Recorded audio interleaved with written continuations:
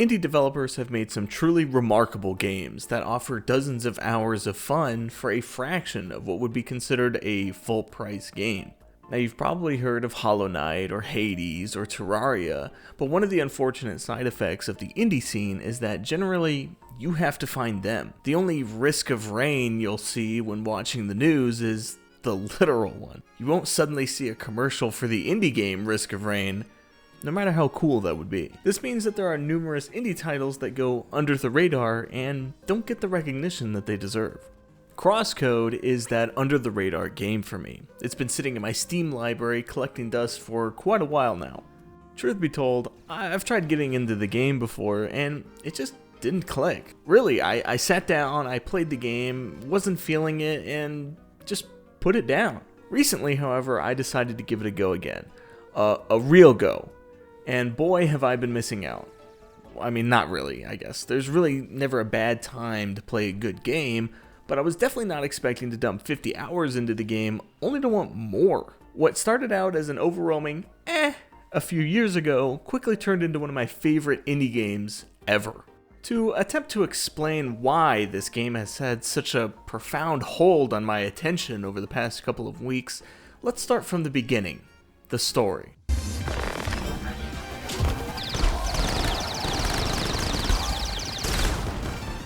The story here is very gripping. Early on, it can take a while before anything really interesting happens, but this actually seemed very intentional, as just as I was getting to grips with the controls and gameplay, the story picked up. Once it does pick up, it picks up quick, and you'll find that the storytelling here is very consistent.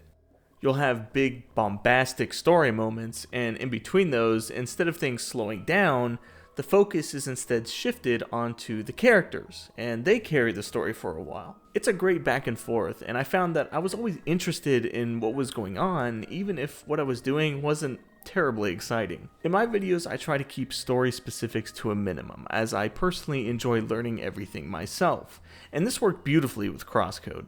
There's not so many characters to keep track of, so everything was easily digestible, and the mostly silent protagonist was a blast, and honestly kind of steals the show here. I love the story and characters here, and I was honestly not expecting the writing to be as funny as it was. It was a very fun adventure. Crosscode is also mechanically a very deep game, having many different systems that often feel tacked on in other games, whereas here they are fully fledged and meaningfully implemented. The first example of this is in its character building. As you play and level up, you gain not skill points, but circuit points. For each level, you gain one circuit point for each elemental stance. And these work retroactively, so when you get a new stance, you're able to boost up that element right away and immediately play with all the new toys. With a generous level cap and New Game Plus, you'll be able to go down many different branches of these circuits and really squeeze the power out of these stances. Pair this with the ability to freely swap parts of the branches, and you'll quickly be able to find a playstyle that you like. Swapping these branches allows you to try out various parts of the circuit without feeling like you're locked into any particular choice. You're also able to fully reset circuit boards with some generously given respec items, so there's a lot of options for trying out different setups. Your circuit board is not your only means to build out your character though. Gear is very interesting and very powerful. There's all kinds of equipment, and many of them come with special bonuses to certain types of attacks or defenses, giving more ways to define your strength. Now, all those skills and gear don't really matter unless the combat itself is fun, and thankfully, it is.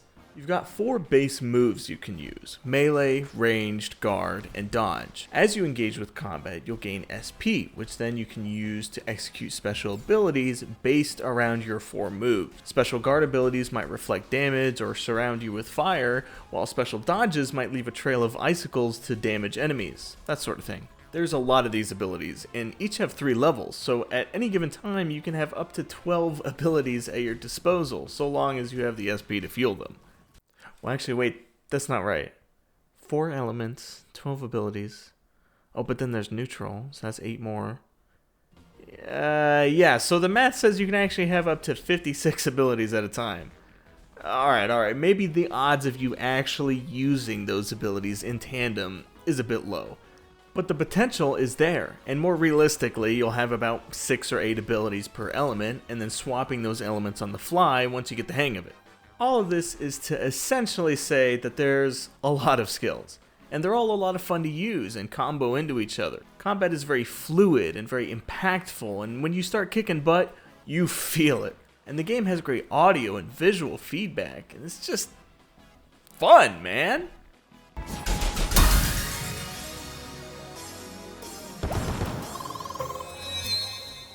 The butt you'll be kicking comes in many forms, from charging bulls and gophers to cute bunnies that will kick your face in, all the way to samurai beetles and tank-like robot pandas.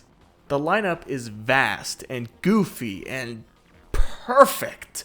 Every new enemy feels like an impossible hurdle when you first meet them, but they get easier as you upgrade your gear and level up and learn their moves and weaknesses. They're all incredibly satisfying adversaries without becoming too frustrating to deal with. And many enemies feel almost like miniature puzzles, requiring specific strategies to take down. The game doesn't tell you this either, so it's up to you to watch your enemies carefully and see how to best approach them. Or, look up how to defeat them online. But what's the fun in that? After you explore a region and lord your ever-growing power over the helpless victims we just discussed, you'll eventually want to complete some story objectives, which will in turn lead you to a dungeon, or in some cases, multiple dungeons. These dungeons really are what surprised me the most about Crosscode.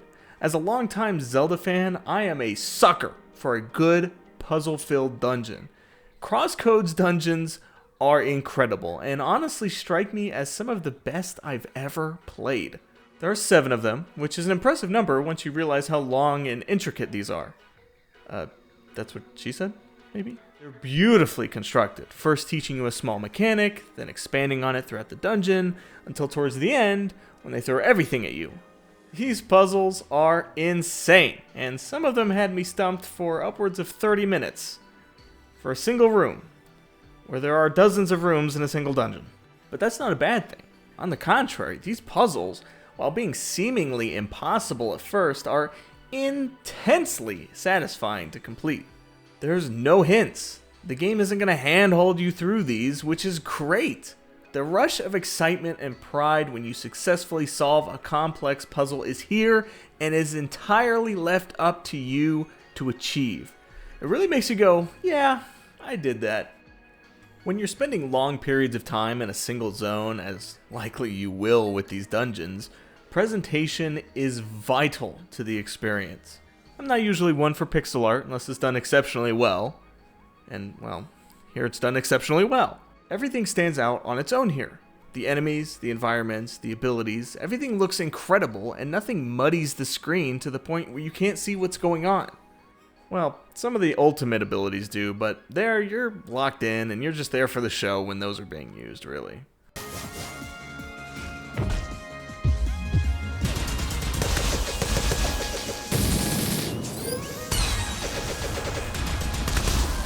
The music is fantastic as well. Each track is catchy and sets the tone for wherever you are and whatever you're doing. It's one that was stuck in my head long after walking away from my PC. Going off the Steam review count, Hades and Hollow Knight sit at over 200,000 total reviews, with the latter nearly hitting 300,000. Steam reviews are by no means the end-all be-all for measuring popularity, but Crosscode being under 15,000 total, I think is enough of an indication of where these games sit. Crosscode is up there with... No. Crosscode is one of the indie greats, and with its peers, outclasses so many new, high-budget games. Crosscode should not be missed, and has quickly stolen my heart and solidified itself as one of my favorite games of all time. Please do not overlook this game. It is truly something special.